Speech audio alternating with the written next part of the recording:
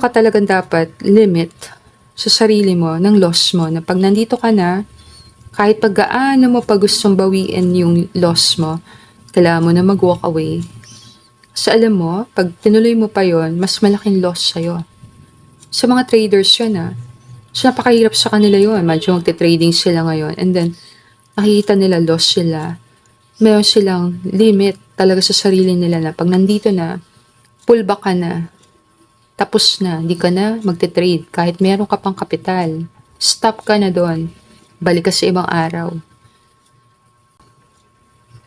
Ang strength card din, card niya self-control. Kailangan mataas ang self-control mo.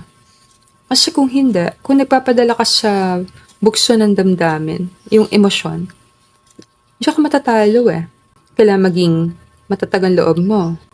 And kahit gaano pa kalaki na wala, kahit